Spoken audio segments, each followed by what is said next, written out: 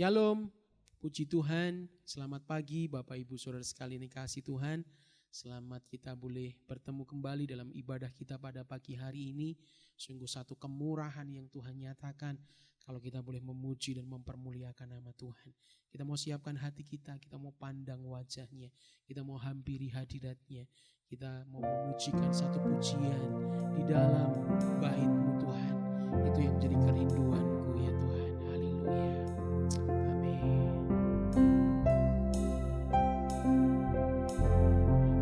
Diam dalam bait-Mu,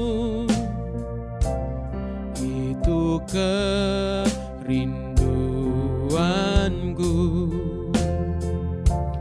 Ku ingin lebih dekat dalam dekapan-Mu. Renungkan firman-Mu, ku pegang janji-Mu, ku ingat kasih-Mu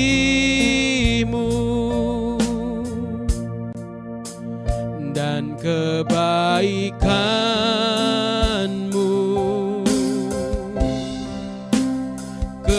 Kerinduan dalam hatiku lebih dalam mengasihi-Mu. Kerinduan dalam hidupku mengerti isi hati-Mu. Kerinduan dalam hatiku lebih dalam mengasihi-Mu. Kerinduan dalam hidupku menyenangkan-Mu Yesus. Kami mau diam di dalam bait-Mu Tuhan. Diam dalam bait-Mu, itu kerinduanku. Ku ingin lebih dekat dalam dekapan-Mu. Ku renungkan firman-Mu, ku pegang janji-Mu, ku ingat kasih-Mu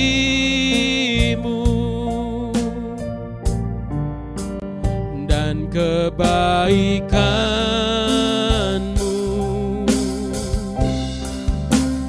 Kerinduan dalam hatiku lebih dalam mengasihi-Mu. Kerinduan dalam hidupku mengerti isi hati-Mu. Kerinduan dalam hatiku lebih dalam mengasihi-Mu. Kerinduan dalam hidupku menyenangkan-Mu Yesus. Kerinduan dalam hatiku lebih dalam mengasihi-Mu.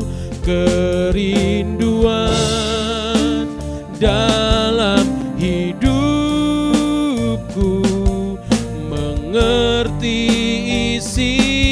hatimu, kerinduan dalam hatiku lebih dalam mengasihimu, kerinduan dalam hidupku menyenangkanmu Yesus, menyenangkanmu Yesus, menyenangkanmu Yesus. Sungguh Tuhan, kami terus rindu menyenangkan hati-Mu di dalam seluruh hidup kami. Sehingga apa yang kami buat, apa yang kami kerjakan, kami rindu semuanya boleh menyenangkan hati-Mu, boleh mempermuliakan nama-Mu. Beri kesempatan Tuhan untuk kami boleh menjadi saksi-Mu, alat-Mu Tuhan, untuk puji hormat bagi kemuliaan nama Tuhan. Terima kasih buat kasih setia-Mu, terima kasih buat kebaikan-Mu yang sungguh kami rasakan lebih daripada hidup. Sehingga pagi hari ini kalau kami ada sebagaimana kami ada, semua oleh karena anugerah dan kemurahan-Mu. Bawa kami Tuhan untuk memuji dan menyembah-Mu lebih lagi Tuhan. Kami mau Tuhan diam di dalam rumah-Mu ya Tuhan. Sungguh Tuhan kami mau berdiam Tuhan bersama-Mu ya Allahku, sumber kehidupan kami. Yesus.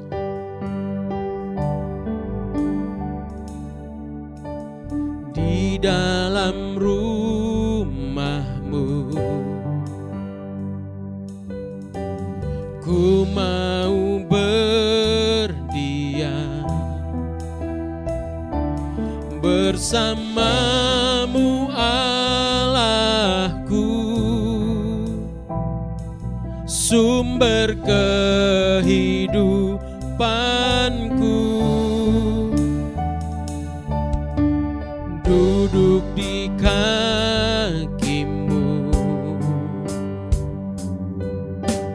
ku mau mendengar suara-Mu Allahku,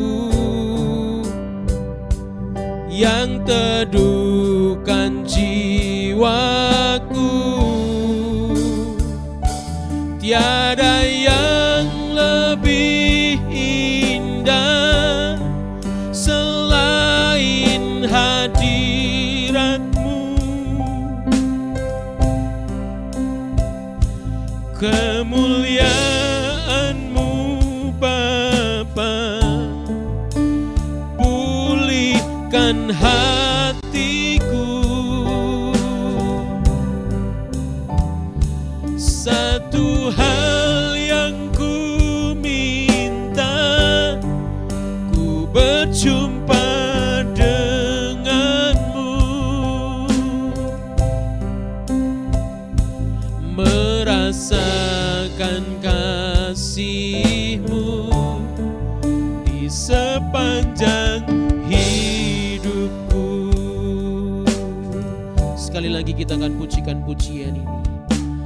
Di dalam rumah-Mu sungguh kami mau berdiam Tuhan. Ku mau berdiam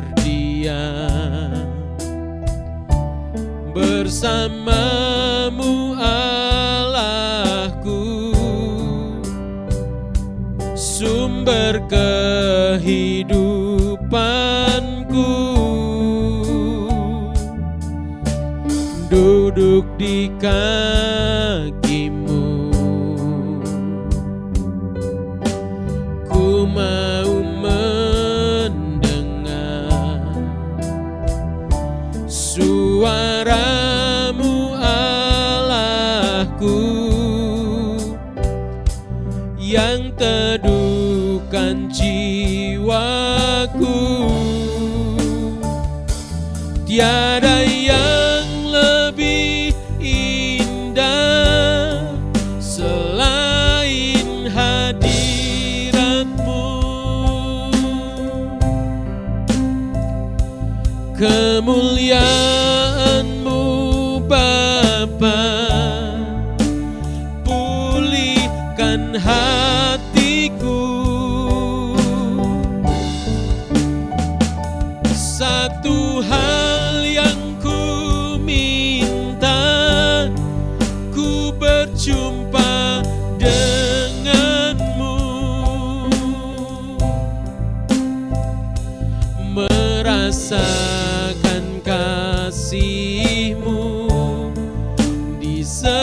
sepanjang hidupku. Sungguh tiada yang lebih indah,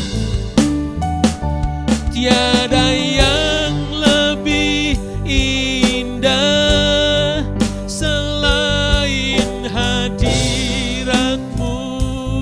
Amin. Kemuliaan-Mu Bapa, pulihkan hatiku.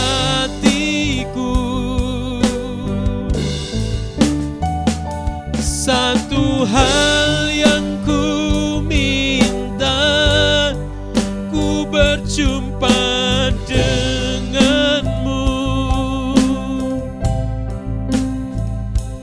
merasakan kasih-Mu di sepanjang hidupku.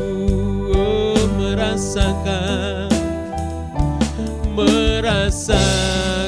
kasih-Mu di sepanjang hidupku, merasakan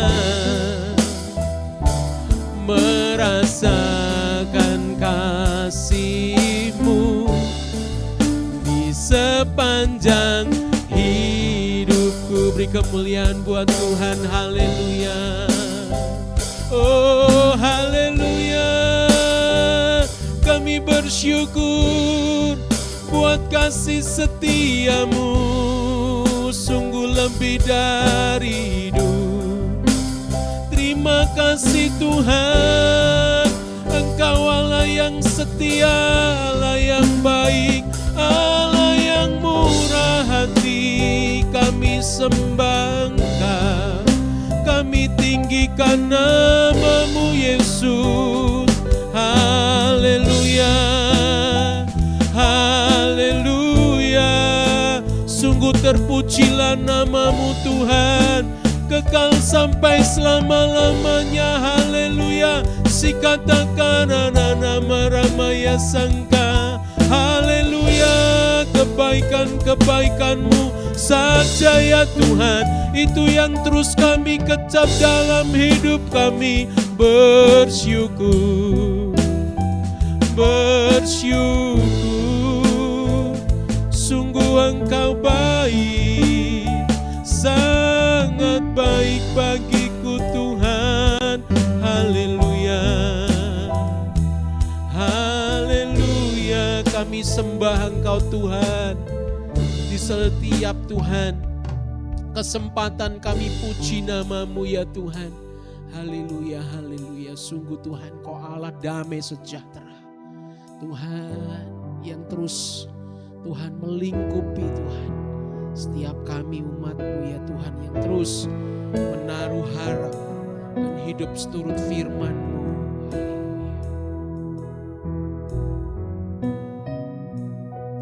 Ya Allah damai sejahtera, kuduskan aku seluruhnya, agar roh, jiwa, dan tubuhku terpelihara sempurna.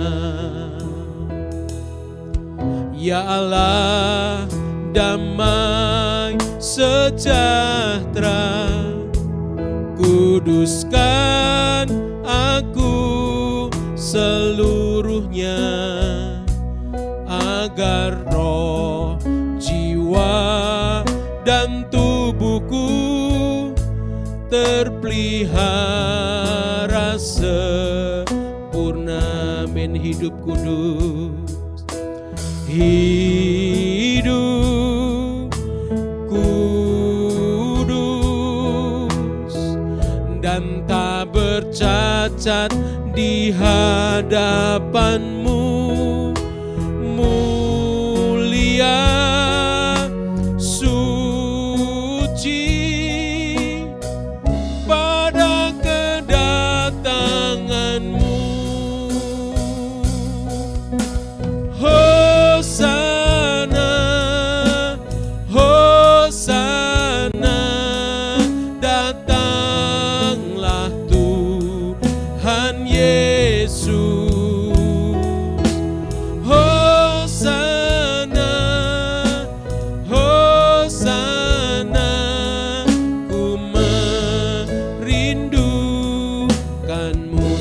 hidup kudus.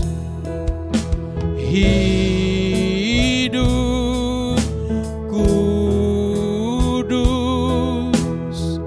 dan tak bercacat di hadapan-Mu, mulia suci pada kedatangan-Mu. Hosana, Hosana, datanglah Tuhan Yesus.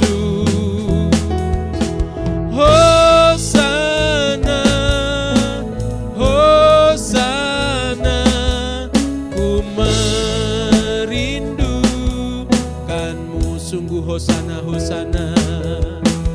Hosana, Hosana, datanglah Tuhan Yesus.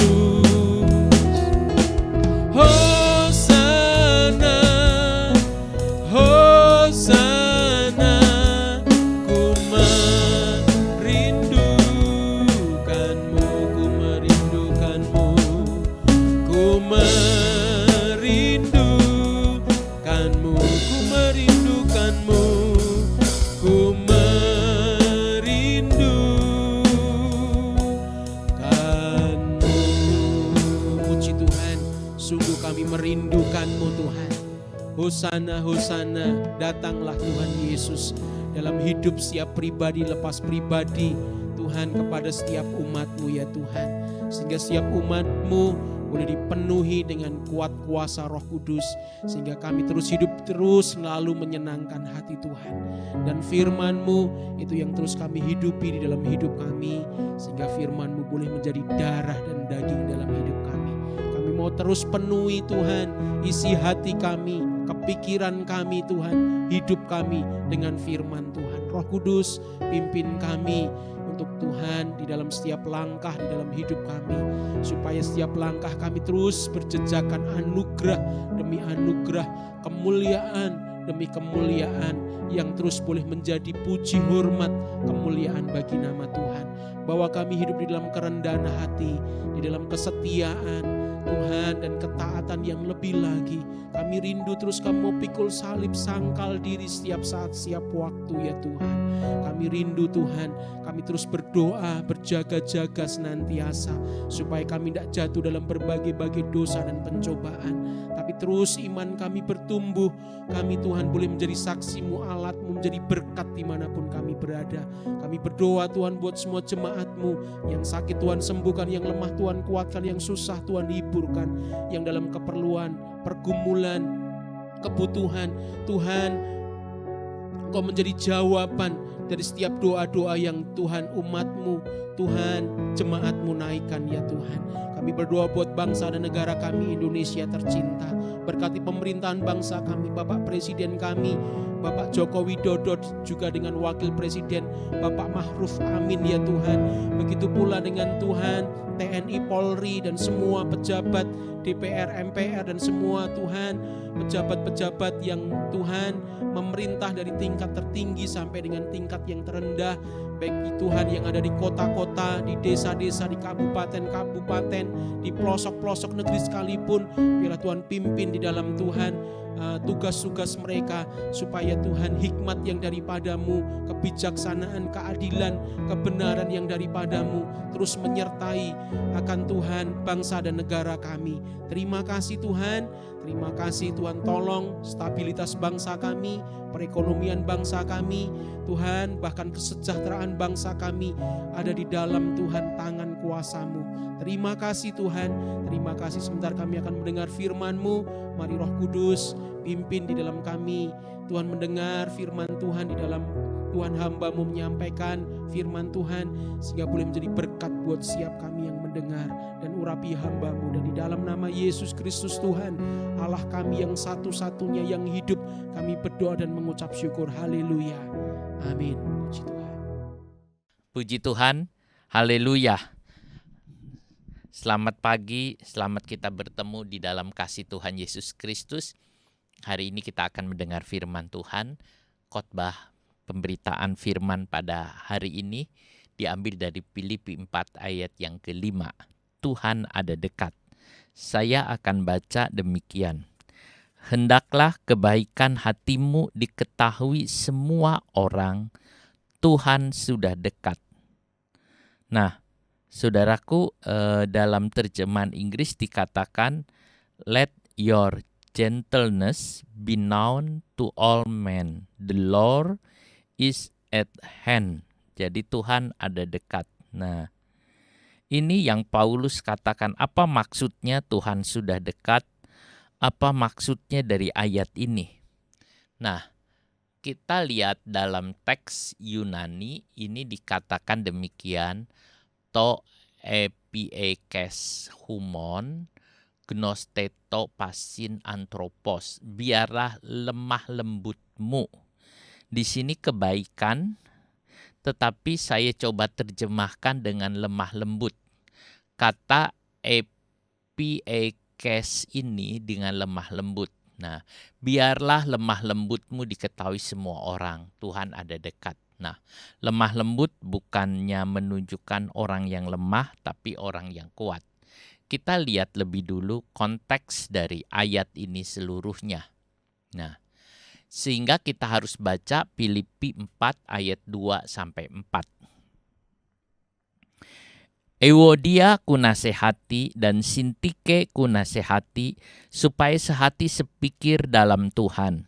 Bahkan kuminta kepadamu juga Sunsugos, temanku yang setia, tolonglah mereka karena mereka telah berjuang dengan aku dalam pekabaran Injil, bersama-sama dengan Clemens dan kawan-kawanku sekerja yang lain yang nama-namanya tercantum dalam kitab kehidupan. Bersukacitalah senantiasa dalam Tuhan. Sekali lagi kukatakan bersukacitalah. Baru di ayat yang kelima, hendaklah kebaikan hatimu diketahui semua orang, Tuhan sudah dekat. Nah, waktu Paulus ada di penjara di Roma, ia mendengar berita bahwa anggota jemaat atau pelayan Tuhan, yaitu Eudekia dan Sintike, ini dua orang perempuan yang sangat semangat untuk memberitakan Injil, yang sepelayanan, orang yang melayani Tuhan dengan sungguh-sungguh. Nah, kedua orang ini yang biasa bantu juga pelayanan Rasul Paulus. Tetapi Paulus mendengar bahwa mereka ini ada perselisihan, ada pertengkaran. Hal ini tidak baik, sehingga Paulus dengan cepat harus memperbaikinya. Ada orang berpikir itu biasa, masalah kecil. Tetapi bagi Tuhan bukan masalah kecil. Jadi harus diperbaiki dan dibenarkan. Ini persoalannya yang ada. Euodia itu nama yang baik. Eu itu baik ditambah dengan kata hodos itu jalan. Jadi jalan yang baik. Sintike itu juga nama yang baik, artinya beruntung. Kedua orang ini memiliki nama-nama yang baik. Tetapi kali ini mereka ada perselisihan. Nah, saudara, perselisihan seringkali ada di antara jemaat Tuhan. Perselisihan seringkali ada di antara para pelayan Tuhan. Tapi tidak boleh dibiarkan. Kadangkala kita melihat jemaat bertengkar, berselisih paham, pelayan Tuhan juga demikian, bahkan pendeta juga ada yang bertengkar, berselisih. Saudara, mungkin orang berkatakan itu tidak ada masalah kecil, tetapi Tuhan menganggapnya bermasalah hingga harus dibereskan.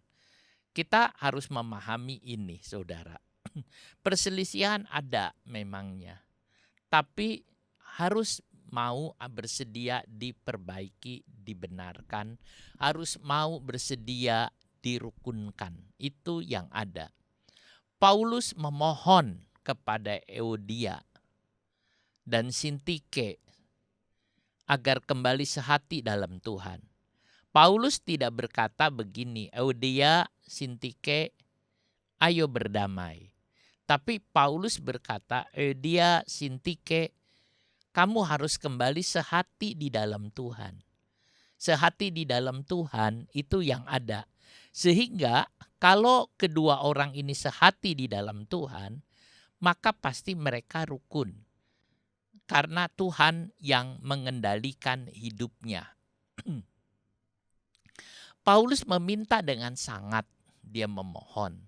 Di dalam teks Yunaninya dikasih kata parakaleo. Itu artinya para itu di samping, kaleo itu panggil, dipanggil ke samping, diajak ke samping. Artinya Paulus memohon dengan sangat, dengan hati yang mendekat supaya mereka itu memiliki hati sepikir dengan Tuhan. Nah, itu yang ada. Paulus bicara kepada keduanya. Dia bicara dengan pakai kata parakaleo kepada Euodia, dia pakai kata parakaleo kepada Sintike, dia berbicara. Itu yang ada supaya keduanya baik. Pertengkaran terjadi biasanya waktu saat ego itu tersentuh, itu orang anak terjadi. Tetapi kalau orang itu mau memahami, itu adalah baik. Paulus menulis nama kedua orang ini dalam suratnya. Bukan untuk mempermalukan mereka, bukan. Tetapi karena mengasihi jemaat. Surat itu dikirim lalu dibawa ke Filipi. Lalu dibacakan surat itu di hadapan jemaat.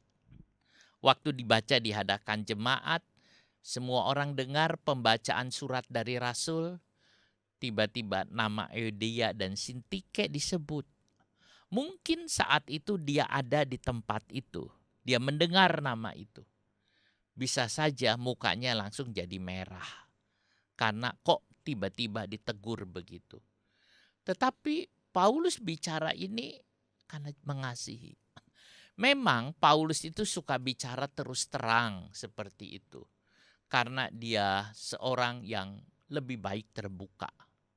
Dan akhirnya mereka bisa tahu dan mengerti. Paulus ingin jemaat Tuhan itu hidupnya harmonis. Paulus ingin semua itu hidupnya baik. Satu dengan yang lain, rukun di dalam Tuhan. Nah, hidup yang harmonis, yang indah, itu yang ada. Sama dengan di Mazmur 133 dikatakan, alangkah baiknya jika dua orang duduk bersama-sama.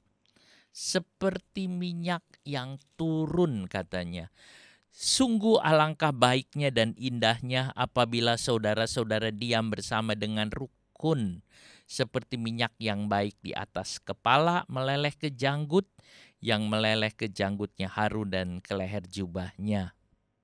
Seperti embun gunung Hermon yang turun ke atas gunung-gunung Sion, sebab kesanalah Tuhan memerintahkan berkat kehidupan untuk selama-lamanya. Nah, itu yang ada. Betapa indahnya. Sekarang hidup harmonis. Pada waktu Tuhan memegang kendali, maka hidup itu jadi harmonis. Jika Tuhan memegang kendali, maka tidak ada perpecahan. Kalau Tuhan yang memegang kendali.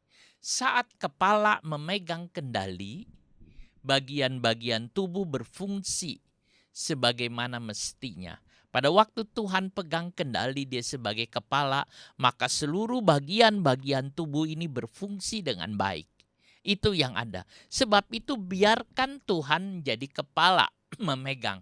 Filipi 2 ayat 12, kerjakanlah keselamatanmu dengan takut dan gentar. Ini yang dikatakan. Artinya jaga baik-baik keselamatan yang Tuhan berikan itu. Harmoni, harmonis, harmoni. Semua orang baik. Kata harmoni ini kalau kita dengar harmoni, harmonis, itu berhubungan dengan alat musik. Kita mendengar misalnya suara yang harmonis, simfoni yang harmonis. Nah, saudara, itu seperti suara yang musik yang indah. Kalau kita mendengarkan musik dengan semua yang sama, setelan yang sama, semua yang sama, saudara akan mendengar, aduh enak ya, indah. Saudara akan senang. Suatu waktu di dalam acara konser, saudara, semua sudah pada siap. Ada seorang pemain biola, saudara, dia setel nada lebih tinggi 1 oktav, 1 bar, saudara. Misal nada C, dia setel D. Nah, pada waktu main, saudara, si pemain ini dia memain, langsung semua jadi diem. Sebab tidak sinkron antara biola dengan piano dengan yang lain. Semua jadi diem, saudara. Tidak bisa main. Karena waktu dimainkan jadi kacau. Jadi tidak bisa. Nada. Tuhan bilang, buatlah melodi di dalam hidupmu. Buatlah nyanyian di dalam hidupmu. Itu artinya buatlah harmonis. Kalau kita satu tim bermain dengan sama, maka kita akan merasakan indah. Dan Tuhan akan mendengar nyanyian yang indah dari hidup kita. Tuhan ingin mendengar nyanyian yang indah dari hidup saudara. Tuhan ingin mendengar nyanyian yang indah dari hidup kita semua. Itu yang ada. Tuhan menyebut orang Kristen itu seperti garam. Garam yang mengawetkan. Garam itu penting, garam itu mengawetkan. Saudara ambil garam, maka saudara taruh dalam daging, daging itu tidak akan cepat busuk. Saudaraku, diawetkan. Itu yang ada. Kita lihat misalnya ikan asin, saudara, nah itu taruh garam banyak, itu bisa kuat beberapa lama. Garam itu mengawetkan. Kedua, garam itu memberikan rasa. Setiap orang Kristen itu harus memberikan garam kepada dunia ini, memberikan rasa. Bukan bertengkar satu dengan yang lain. Nah, untuk itu Euodia dan Sintike harus hidup damai satu sama yang lain. Itu yang menjadi hal. Harus hidup damai satu dengan yang lain. Nah, saudara, kadangkala kita lihat pertengkaran terjadi, lupa iblis itu sudah sampai di mana. Kalau Euodia dan Sintike bertengkar, iblis itu sudah ada di mana, saudara? Ada satu kisah dalam perang dunia. Pada waktu itu armada Inggris ada di Kanada mau menyerang di sana. Lalu kemudian Angkatan Darat berpesan kepada Angkatan Laut untuk tunggu, kalau sudah sampai di tempat tujuan tunggu. Nanti perangnya sama-sama. Angkatan Darat dengan Angkatan Laut sama-sama menyerang di sana. Angkatan Laut ternyata sampai lebih dulu ada di Quebec, dia sampai di sana. Angkatan Darat belum datang. Laksmananya nunggu. Dia melihat di sana Quebec itu ada satu katedral. Di katedral itu banyak patung-patung. Patung-patung dari orang-orang suci, orang-orang kudus. Lalu kesel dia nunggu, dia bilang, tembakin itu semua tuh patung-patung orang-orang kudus. Lalu pakai meriam dari itu pantai, tembakin semua. Udah, tembakin semua. Angkatan Darat Inggris datang. Lalu Angkatan Darat Inggris berkata kepada Angkatan Laut, ayo kamu semua kita serang sama-sama. Kita nyerbu ke sana. Angkatan Lautnya bingung karena amunisinya habis. untuk membunuh, untuk menghancurkan patung-patung orang-orang kudus itu. Ya habis. Kadangkala saudara rame tidak tahu iblis datang, kita udah lemes, nggak punya persenjataan. Karena habis energinya dipakai untuk perselisihan. Nah saudara, Paulus tidak ingin hal itu. Daud bilang betapa baiknya dua orang duduk bersama, seperti minyak yang turun di kepala terus ke janggut. Kemudian Paulus minta kepada teman yang sepenanggungan dengannya untuk menolong kedua perempuan ini agar hidup harmonis. Dalam Filipi ini disebut nama Sunsugos, ya. Ayat 3, bahkan kuminta kepadamu juga Sunsugos. Sunsugos itu artinya sebenarnya sepenanggungan. Apakah benar ini nama Sunsugos? Ataukah Paulus bicara hanya kepada orang yang sepenanggungan dengan dia? Artinya satu beban dengan dia. Untuk menolong kedua perempuan ini agar hidup harmonis. Mendamaikan orang memang gak mudah. Banyak hal yang terjadi. Sama seperti Tuhan Yesus yang mendamaikan manusia dengan Allah. Ia dihantam, dikritik, bahkan sampai disalibkan. Demikian juga orang-orang yang membantu atau membawa pendamaian, membawa kabar perdamaian, mendamaikan orang. Orang itu juga akan mengalami hal yang sama. Tetapi kita adalah anak-anak Allah. Anak-anak Allah adalah orang yang membawa damai. Tuhan Yesus bicara dalam khotbahnya di bukit. Dia berkata, berbahagialah orang yang membawa damai. Berbahagialah orang yang mendamaikan, dikatakan demikian, karena mereka akan disebut anak-anak Allah. Jadi saudaraku, kita tahu ada, tetapi Tuhan ingin kita selalu membawa damai dimanapun kita berada.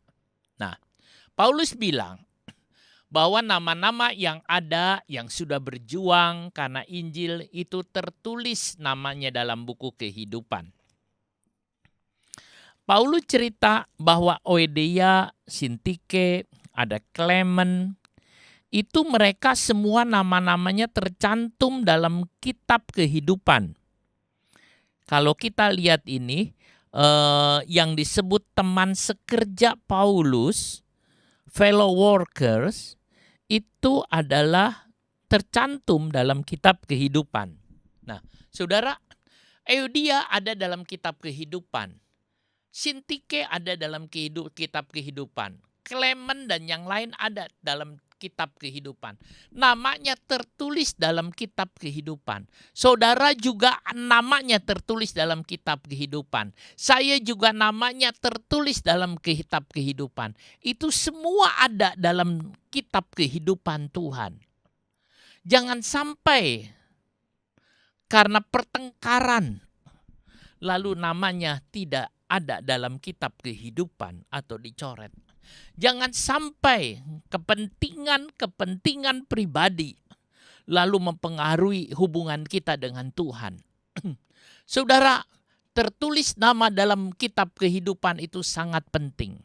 Waktu murid-murid pulang dari memberitakan Injil, dia bicara kepada Tuhan. Dia bilang, lihat orang sakit disembuhkan. Orang yang dirasuk setan diusir setannya. Tuhan mengatakan, jangan kamu bersukacita karena kamu bisa mengusir setan. Bersukacitalah karena namamu tertulis dalam kerajaan sorga. Saudara, bersukacitalah sebab nama kita tertulis dalam kerajaan sorga. Itu yang ada. Tahukah namamu juga tertulis dalam buku kehidupan?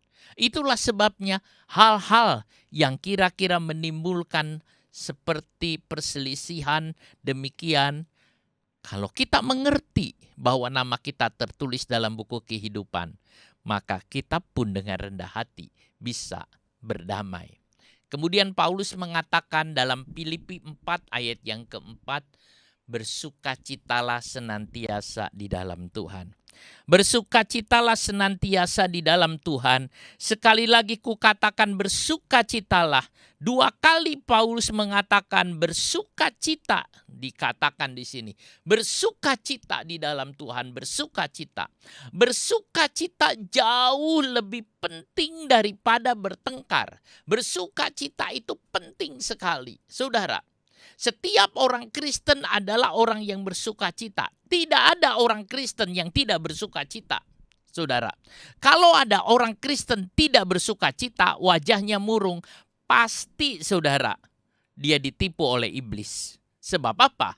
Sebab orang Kristen itu bersukacita. Karena orang yang tidak ada sukacita di dalam hidupnya tidak akan bisa menjadi saksi bagi orang lain.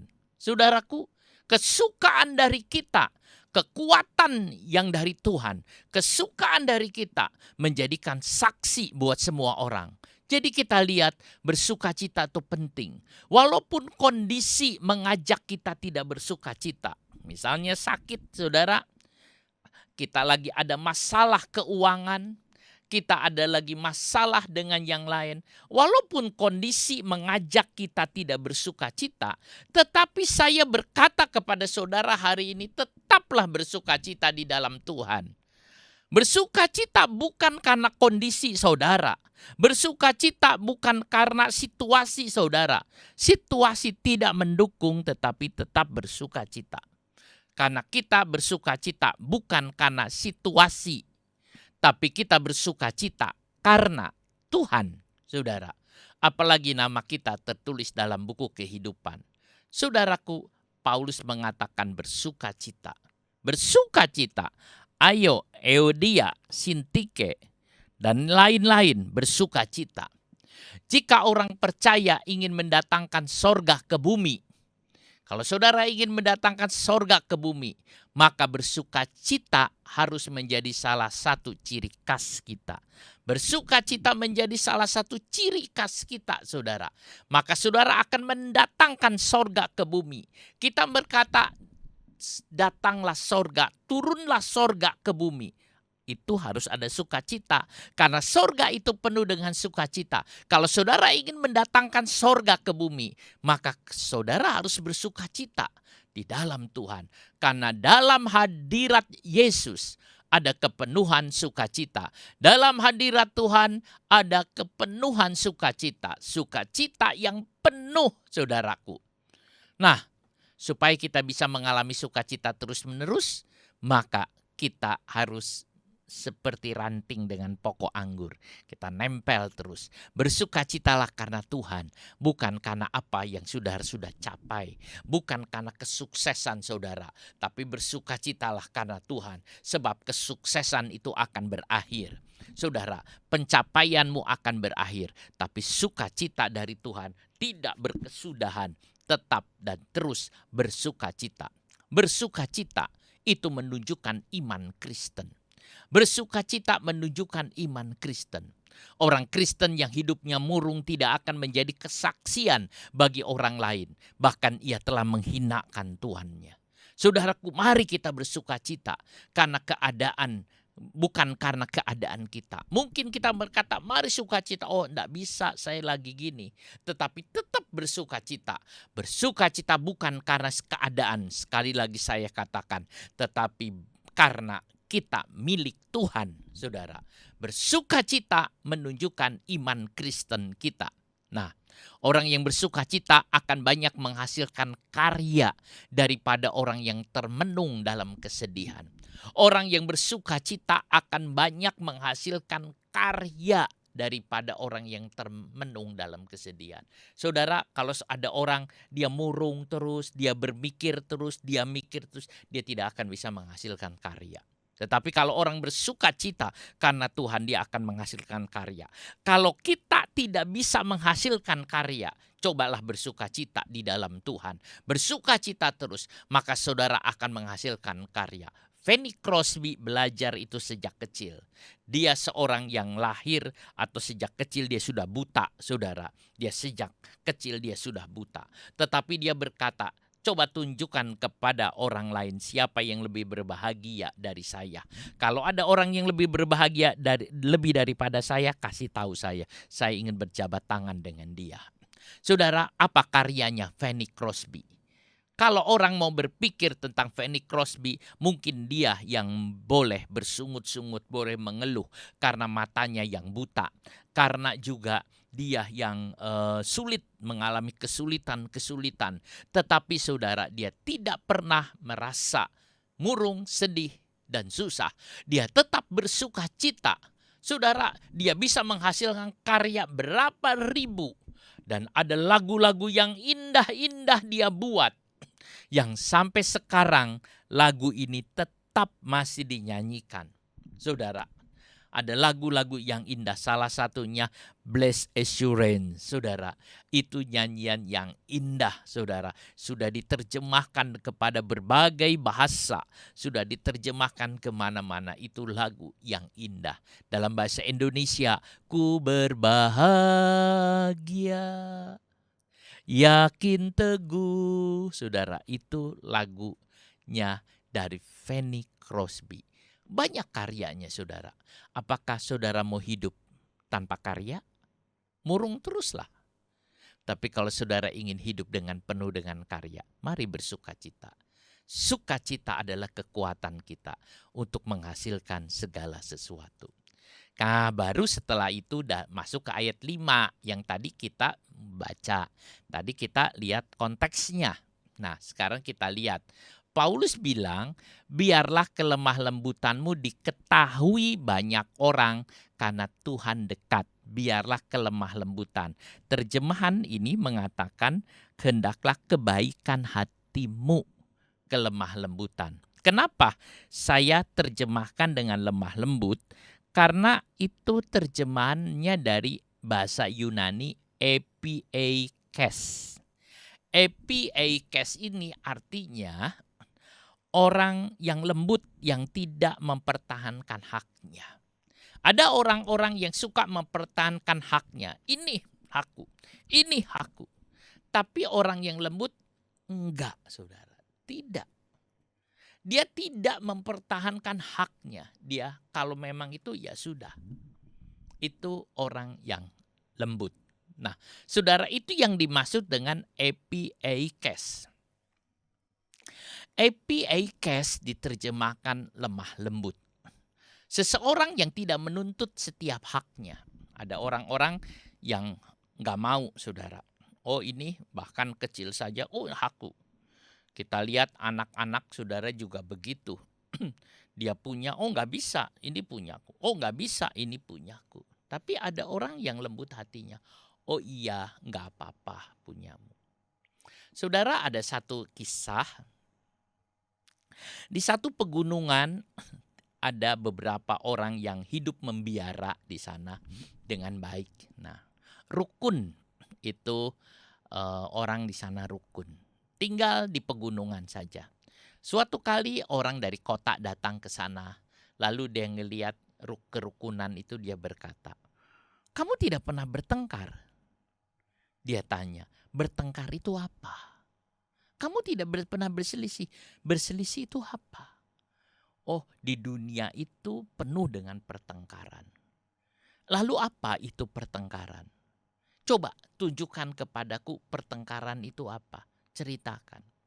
Lalu si pendatang itu mengatakan, ini ya contoh batu ini milik dia. Ayo kamu ngomong ke dia, ini milik saya. Kamu gak boleh ambil, ini punya saya.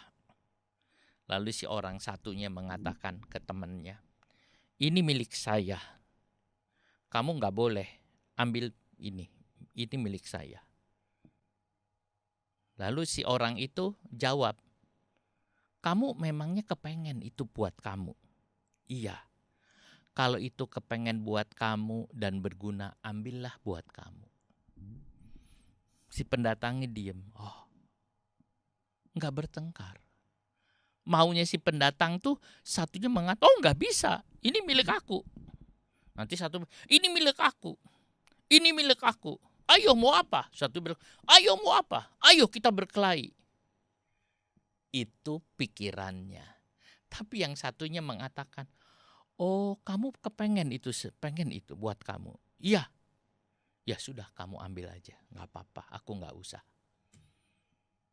Tidak ada perkelahian. Itu artinya si orang ini melepaskan haknya untuk memiliki batu itu. Itu yang dinamakan lemah lembut. Jadi lemah lembut itu adalah ya udah katanya. Adakah orang seperti itu di dunia ini? Mengapa dunia timbul perkelahian, pertengkaran? Saudara, itu yang ada. Orang yang lemah lembut, orang yang tidak membalas, orang yang bersedia untuk memberi dan menerima daripada memegang teguh. Oh enggak, ini punya aku. Tidak, dia mau. Tuhan Yesus itu orang yang lemah lembut. Lembut dan lemah. Filipi mengatakan dia meninggalkan haknya. Dia tidak mempertahankan haknya sebagai Allah. Saudara, Filipi mengatakan seperti itu. Yang walaupun dalam rupa Allah tidak menganggap kesetaraan dengan Allah itu sebagai milik yang harus dipertahankan. Terjemahan lama mengatakan haknya, tidak mempertahankan haknya. Sebab apa? Dia turun jadi manusia. Dia hatinya lembut. Saudara, itu yang dinamakan epikes. Paulus berkata kepada mereka, kepada Clement, Euodia, dan Sintike untuk seperti itu. Orang yang lembut, baik hati, sopan, toleran. Nah saudara, memangnya di dalam Alkitab, Galatia 5, 22-23 ada buah roh lemah lembut. Tapi Yunaninya beda. Karena lemah lembut di sini adalah protes. Jadi saudara lihat, lemah lembut itu artinya di sini tidak mempertahankan haknya. Kasih karunia Allah akan bekerja banyak di antara orang yang tidak mempertahankan haknya. Kasih karunia Allah akan melimpah di dalam diri orang yang tidak mempertahankan haknya. Oh, kepada orang-orang yang lembut Tuhan akan berbicara. Epikeia adalah etika tertinggi, Sebab siapa yang mau melepaskan haknya demi orang lain? Kalau perlu hak orang lain diambil. Kalau perlu dia diambil. Bukankah banyak orang-orang yang jahat seperti itu? Hak orang lain diambil. Hak orang lain diambil. Lalu satu menuntut haknya. Tapi Tuhan Yesus rela melepaskan haknya untuk menyelamatkan manusia. Dia lembut. Nah, nasihat Paulus dia mengatakan, coba Euodia, Sintike yang lain. Epikes memiliki, berani mau melepaskan haknya. Orang yang berani melepaskan haknya adalah orang yang kuat. Orang yang dewasa. Orang yang tahu apa yang lebih penting. Setelah itu baru Paulus mengatakan Tuhan ada dekat. Orang yang tidak percaya diri akan bereaksi berlebihan. Sebab mereka terancam, mereka diremehkan dan tersinggung. Tetapi saat kita dewasa di dalam Kristus, kita menukar citra diri kita yang rendah ini dengan citra diri Kristus yang tinggi. Apa yang menjadi pemahaman manusia kita, daging kita yang rendah ini, yang remeh ini. Kita minta dengan citra dari Tuhan yang tinggi, yang mau menyalurkan kasih, yang mau memberikan semua. Saudaraku, ini yang ada. Roh Kudus akan membentuk kepribadiannya di dalam diri kita. Kepribadian Tuhan akan dijalin di dalam kita. Dan itu menyenangkan hati Tuhan. Saudaraku, itu yang ada. Biar kita mau menjadi dewasa di dalam Tuhan. Biarlah kita rela melepaskan hak kita demi Kristus. Demi Tuhan kita rela. Tuhan sendiri rela. Dari kaya menjadi miskin. Dari sorga turun ke dunia. Dari Allah menjadi manusia. Dia rela, saudara, biar kita juga rela melakukan. Itu yang disebut lembut atau epikes. Lalu Paulus mengatakan Tuhan sudah dekat. Ya, karena Tuhan sudah dekat, mari kita melakukan hal ini. Saudara, karena Tuhan sudah dekat. Apa artinya Tuhan sudah dekat? Tuhan sudah dekat itu bisa mempunyai banyak arti. Arti yang pertama bisa karena hadirat Tuhan ada di sekitar kita. Karena hadirat Tuhan ada di sekitar kita. Sehingga kita rela melepaskan apapun. Apa yang kita cintai kita rela. Apa yang menjadi hak kita, kita rela. Karena hadirat Tuhan ada di sekitar kita. Dan kita merasakan hadirat Tuhan yang indah ini. Saudara, karena Tuhan, karena hadirat Tuhan. Yang kedua, mengapa saudara Paulus bilang Tuhan sudah dekat? Tuhan itu tidak jauh dari kita. Tuhan itu melihat kita, Tuhan itu mengawasi kita. Dia ada bersama saudara, dia ada dekat dengan kita. Dia lihat kita, saudara. Sebab itu apa yang saudara kerjakan bukan berarti Tuhan tidak tahu. Bukan berarti Tuhan tidak lihat. Tuhan lihat semua itu. Dan Tuhan mengerjakan. Dan Tuhan melihat semua yang saudara kerjakan. Kalau Tuhan melihat apa yang kita kerjakan. Kalau Tuhan melihat apa yang kita perbuat. Maka kita rela melakukan apapun. Sebab Dia ada bersama dengan kita. Banyak orang berbuat curang. Banyak orang berbuat hal-hal yang tidak baik. Banyak pertengkaran terjadi karena mereka tidak melihat bahwa Tuhan itu ada di sekitar mereka. Apakah saudara berani berkelahi kalau ada Tuhan di samping saudara? Tentu saudara tidak akan berkelahi. Sebab ada Tuhan. Mengapa berkelahi? Karena menganggap Tuhan tidak ada. Saudaraku, yang ketiga, sebab kedatangan Tuhan sudah dekat. Paulus bicara, mari kita lemah lembut, mari kita melepaskan hak kita. Jangan mempunyai sikap yang buruk. Euodia, Sintike, aku nasihati kamu. Ayo kembali lagi. Tuhan sudah dekat datang. Tuhan itu dekat, tidak jauh, saudara. Mazmur 119 ayat 151.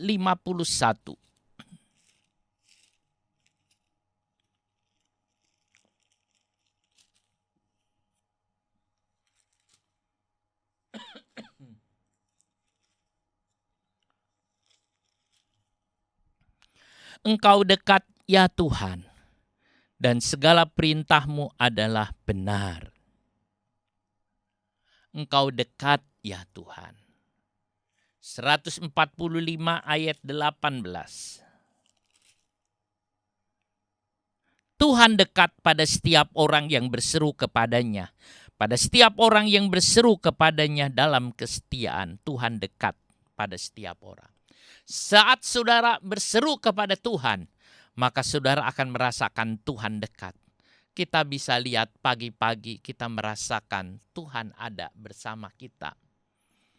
Sore malam kita rasa Tuhan ada di dekat kita. Dan saudara mengatakan ada kesukaan, ada hadirat Tuhan. Tuhan dekat dengan saudara. Tuhan ada. Tuhan bisa kita pegang. Orang yang tidak merasa Tuhan dekat dengannya akan berbuat semaunya. Sebab itu Tuhan menyuruh Euodia dan Sintike untuk berdamai. Ulangan 4 ayat yang ke-7. Sebab bangsa besar manakah yang mempunyai Allah yang demikian dekat kepadanya seperti Tuhan Allah kita.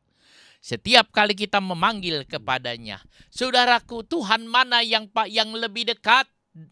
Saudara lihat ada banyak orang saudara. Ada banyak agama yang mengajarkan tentang Tuhan. Ada banyak agama saudara. Ada banyak kepercayaan yang mengajarkan tentang Tuhan. Tetapi Allah bangsa besar manakah yang mempunyai Allah yang demikian dekat seperti kita, saudara? Tidak ada, saudara. Bangsa mana yang mempunyai Allah begitu dekat selain kita, saudara, orang percaya. Tuhan itu dekat. Orang mencari Tuhan, saudara, sampai berusaha dengan segala macam cara. Tetapi kita memiliki Tuhan yang dekat, bahkan Tuhan yang sudah berkorban buat kita. Yesus yang mati buat kita. Yesus yang bangkit buat kita, saudara. Dia yang ada. Tuhan mana yang paling dekat selain Tuhan kita, saudara? Saudara bisa berkata kepada Allah, Bapa kami di dalam sorga. Itu sudah kata-kata yang dekat. Bahkan saudara menganggap Yesus juru selamat kita, yang adalah Tuhan Yesus Kristus, kita menyebut dengan sahabat. Saudara, bukankah begitu dekat kita menyebut dengan sahabat? Yesus adalah sahabat kita. Yesus adalah sobat yang baik. Dan Allah adalah Bapa kita. Dan kita berkata, Bapa kami di dalam sorga. Saudara, Allah mana yang paling dekat selain Allah kita? Saudara, sungguh berbahagia menjadi orang percaya. Sungguh saudara berbahagia menjadi pengikut Kristus. Kan Allah itu dekat. Siapa Allah? Allah yang maha kuasa, yang besar. Dia ada. Bahkan kalau kita bersekutu bersama, dia ada di tengah-tengah kita. Dan kita berkata, ya Allahku, ya Bapakku, Engkau ada. Saudaraku, dia ada. Saat ini juga dia ada bersama kita. Dan saya tahu dia ada bersama kita. Dan saya mengatakan, ya Tuhan, Engkau ada, Engkau baik. Terima kasih Tuhan Yesus. Saudara lihat, Mazmur 34 ayat 19, Tuhan itu dekat kepada orang yang patah hati. Dan dia menyelamatkan orang-orang yang remuk jiwanya. Tuhan itu dekat. Saudara, Tuhan itu dekat kepada yang patah hati. Kalau hati saudara remuk, dia ada dekat, dan dia ada dekat. Tuhan itu dekat, saudaraku. Biar saudara mau Tuhan.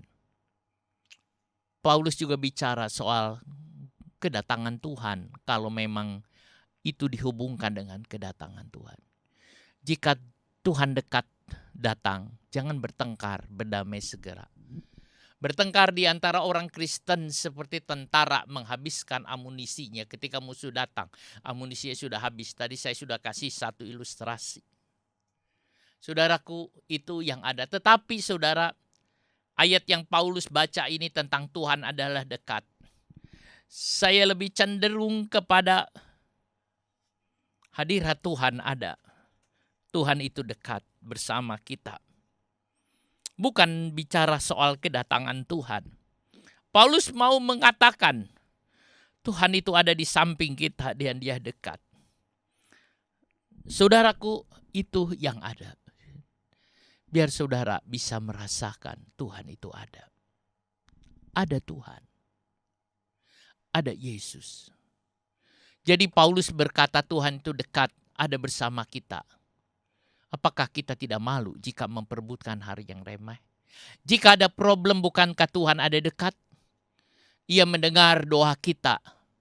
Berserulah kepadanya.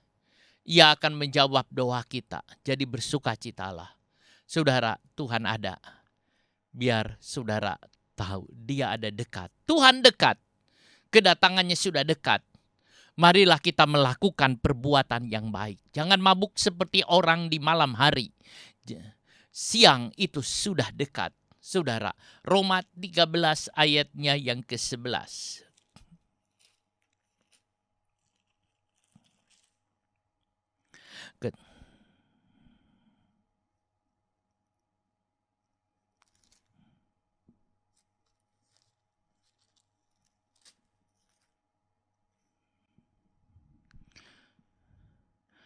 Hal ini harus kamu lakukan karena kamu mengetahui keadaan waktu sekarang, yaitu bahwa saatnya telah tiba bagi kamu untuk bangun dari tidur, sebab sekarang keselamatan sudah lebih dekat bagi kita daripada waktu kita menjadi percaya. Saudara, itu yang ada. Mari kita jangan memikirkan banyak-banyak hal duniawi. Waktunya sudah dekat. 1 Petrus 4 ayat yang ke-7. Kesudahan segala sesuatu sudah dekat. Karena itu kuasailah dirimu dan jadilah tenang supaya kamu dapat berdoa. Petrus berkata, sudah dekat segalanya. Sebab itu kuasai dirimu. Kuasai dirimu, jadilah tenang. Supaya kamu dapat berdoa, supaya kamu bisa berhubungan dengan Tuhan. Saudara, Yesus ada. Dia ada. Dia ada bersama kita. Saudaraku, biar kita mau merasakan Tuhan tiap kali. Sebenarnya, saudara, ayat ini mengingatkan Yesus ada. Rasakan hadiratnya. Rasakan tiap hari. Pagi, siang, sore, malam rasakan hadiratnya. Dia ada. Kita akan menyanyikan nyanyian ini. Ini memang lagu yang lama, tetapi kita akan menyanyikan nyanyian ini.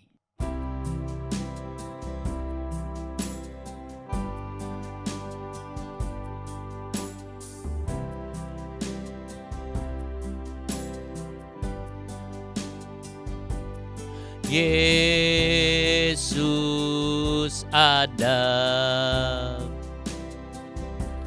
Yesus ada. Angkat tanganmu, rasakan hadiratnya. Yesus ada. Yesus ada. Yesus ada. Angkat tanganmu, rasakan hadiratnya. Yesus ada. Yesus ada. Yesus ada. Angkat tanganmu, rasakan hadiratnya. Yesus ada. Sekali lagi. Yesus ada. Yesus ada. Angkat tanganmu, rasakan hadiratnya. Yesus ada. Kami berterima kasih kepadamu Tuhan buat semua yang Kau berikan. Saudaraku, percayalah Yesus itu ada. Jangan takut dengan masalah persoalan hidup saudara. Dia ada. Dia ada. Terimalah dia. Dia ada. Bapa, kami sudah mendengar firman-Mu, pernyataan-Mu bahwa Engkau ada bersama kami. Bahwa Engkau ada bersama kami dan dekat dengan kami. Itulah sebabnya Engkau menasehati kami supaya hidup kami berpadanan dengan Injil Tuhan. Terima kasih Roh Kudus, terima kasih buat semuanya. Tanamkan firman-Mu di dalam hati kami supaya kami bisa mengerti. Roh Kudus, tolong kami perjelas firman-Mu dan meteraikan firman-Mu supaya firman-Mu berkuasa dan di dalam hidup kami. Terima kasih Bapa, terima kasih. Terpujilah akan nama-Mu Tuhan Yesus. Terima kasih. Haleluya, haleluya. Berkati ya Tuhan, berkati Bapa. Saudaraku yang kekasih di dalam nama Tuhan Yesus Kristus. Terimalah berkat, kasih karunia dari Tuhan Yesus Kristus. Kasih dari Allah Bapa dan persekutuan dalam Roh Kudus menyertai saudara sekalian mulai sekarang sampai selama-lamanya. Demi nama Tuhan Yesus. Amin. Kita akan menyanyikan lagu Menang Besar di Pihak Kita. Menang besar di pihakku, di pihakku. Tuhan penggantiku, ku berdiam juga. Menang besar di pihakku, menang besar di pihakku, menang besar di pihakku. Tuhan penggantiku, ku berdiam juga. Menang besar di pihakku, menang besar di pihakku, menang besar di pihakku. Puji nama Tuhan, Tuhan memberkati saudara sekalian. Amin, haleluya.